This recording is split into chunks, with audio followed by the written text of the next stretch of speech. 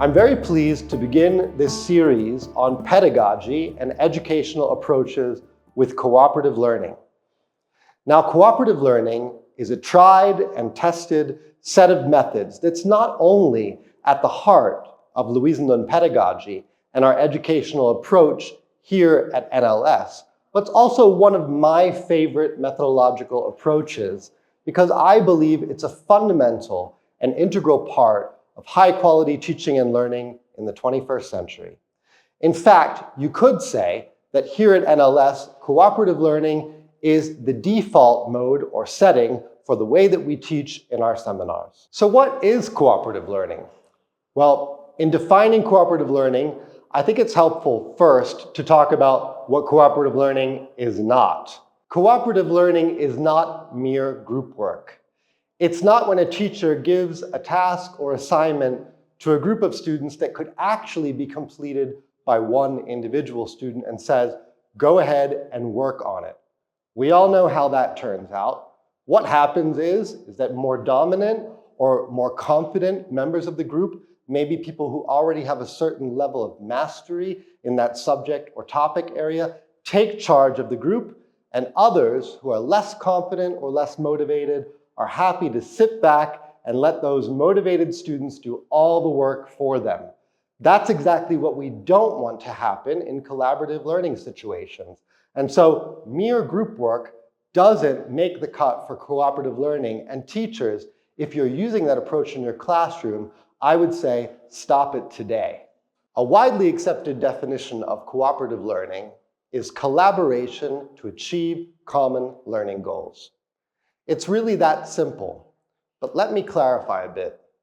Individuals within those learning groups seek for results that are advantageous to themselves, and in the process, they help achieve results that are advantageous also to their peers.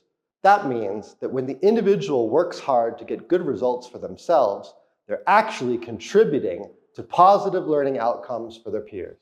That's what cooperative learning is, and I have to tell you, teachers, it takes some skill in instructional design, some level of intentionality, and even artistry to make sure that those conditions are met in your learning experiences. But before we talk about the conditions and the requirements that make a learning experience really cooperative, let's talk about the benefits for students. The first of these is active learning. In any learning environment, school or another educational institution, where we want pedagogy to be learner-centered, it's important that all students are participating actively in the learning experiences. Cooperative learning is one of the best ways to do this because it ensures that learners aren't just sitting back and passively observing what's going on or consuming knowledge, but rather actively participating to generate their own understanding. The second benefit relates to this principle of constructivism. Now, constructivism is a fancy educational word, but the idea is simple. The idea behind constructivism is that learners create or construct their own understanding of the world and the realities around them through their experiences. And as we all know, interacting with others is a fundamental part of our experience. So in order for learners to construct their understanding and knowledge of the realities around them, they really have to interact with other people. This helps them also to gain new perspectives, to hear the ideas of others, and to challenge their own thinking about certain topics. So constructivist approaches are another benefit to cooperative learning. Directly related to this idea of interaction is a third benefit to cooperative learning, and that's enhancing and improving students' social and communication skills. By working together in groups with others, they develop this interpersonal competence and also their ability to communicate more effectively. The fourth benefit of cooperative learning has to do with the affective or emotional domain of learning and relates to peer interaction as well.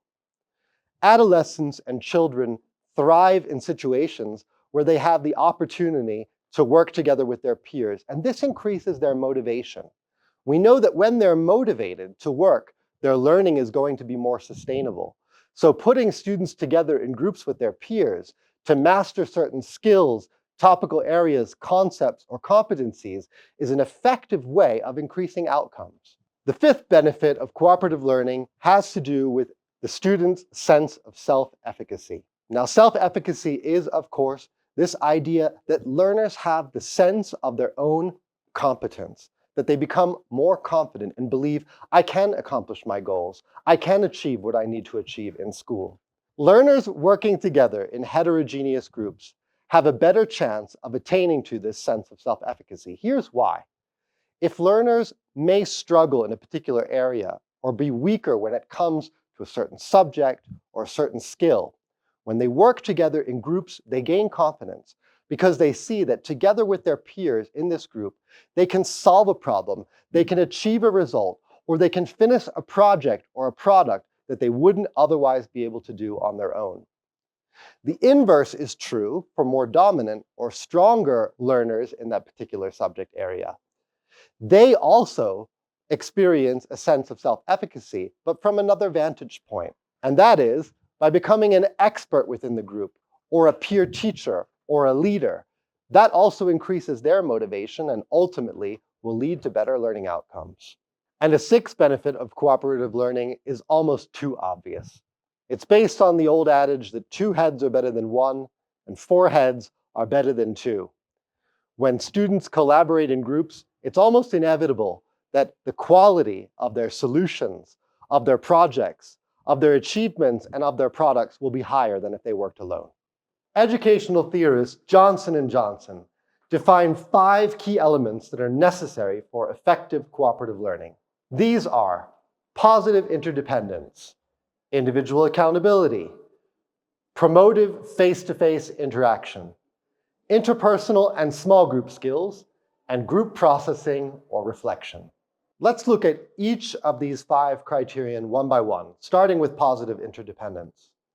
Now, in cooperative learning, in order to come to desired outcomes, each group member has to be dependent upon the others in a positive sense, meaning that they all have to make their contributions in order for the group to be successful. We can guarantee positive interdependence in cooperative learning experiences in a few ways. Firstly, by having a single common goal or a single product that the group has to achieve together. Secondly, by giving each of the members of the group distinct roles. This prevents one group member from sitting back and watching the other group members do the work for them. Thirdly, through a sharing of resources. The members of the group have to work together with the tools that they have as a group. And lastly, a group outcome. At the end of the experience, each member of the group should be able to explain the result or the product. Directly related to positive interdependence is individual accountability. Now, individual accountability is not only ensured by students taking on different roles within the group, although that does have a positive effect. But to hold each group member really individually accountable, it's important to assess them also individually. So the teacher might give a different mark to different students depending on their contributions to the group effort. Another way to ensure individual accountability that can be even more effective is through peer assessment. Let your students rate each other's participation and efforts within the group, and you could even factor that into your own decision when assigning them a grade. Thirdly, promotive face-to-face interaction. Now, there's a risk also in group work settings that people go into their own little bubble and that the learners concentrate on their particular aspect of the task or their particular role without interacting with the others in the group. In cooperative learning, throughout most of the learning experience, there's consistent interaction, either through academic dialogue, through managing group processes, documenting group decisions, checking data, or offering positive support to other group members. Fourthly, effective cooperative learning experiences deliberately and intentionally promote interpersonal and group skills, such as active listening, team leadership, positive communication, conflict mediation, and reaching compromises. And lastly, cooperative learning experiences integrate group processing into the seminar activity. So it's not just about the product or the result itself.